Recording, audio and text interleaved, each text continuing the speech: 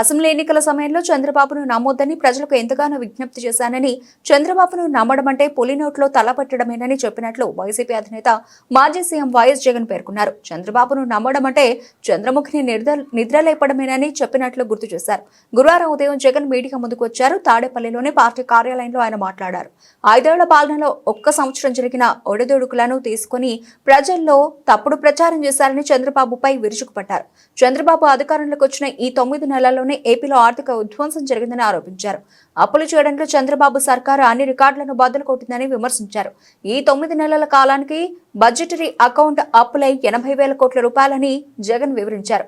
అమరావతి పేరుతో 52,000 కోట్ల రూపాయలు, మార్క్ ఫెడ్ సివిల్ సప్లై ద్వారా 8,000 కోట్ల రూపాయలు, ఏపీ ఎండీసీ ద్వారా 5,000 కోట్ల రూపాయలు, మొత్తంగా 1.45 లక్షల కోట్ల రూపాయల అప్పులు చేశారని మండిపడ్డారు.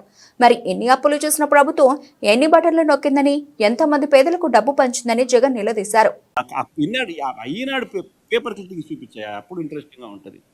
ఈయన ఏ రకంగా బిల్డప్ ఇస్తాడు, అబద్ధాలు ఆడతాడు అంటే నిజంగా ఇది చాలా ఇంట్రెస్టింగ్. ఇది చూడండి ఒకసారి. ఇది 2016 డావోస్. ఏపీలో రక్షణ పరికరాల ప్లాంట్ లాక్హీడ్ వస్తుంది.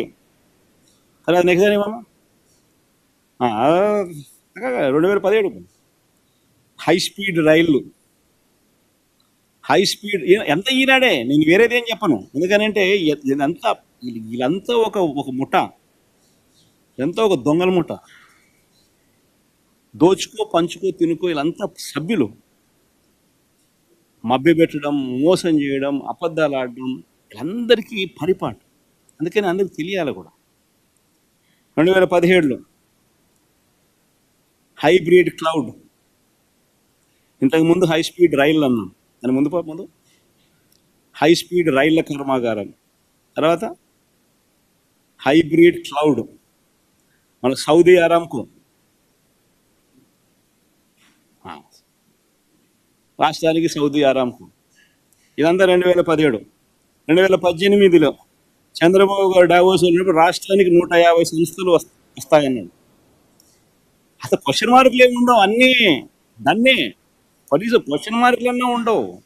ఎక్కడైనా గమనించినా లేదో మీరు, అన్నీ కన్ఫర్మ్ న్యూస్.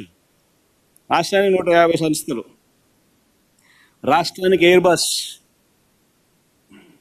ఇది ఒక్కటి కొంచెం క్వశ్చన్ మార్క్ పెట్టాడు, సంతోషం. రాష్ట్రానికి అలీబాబా క్లౌడ్ సెంటర్, అది క్వశ్చన్ మార్క్ లేదు, అలీబాబా.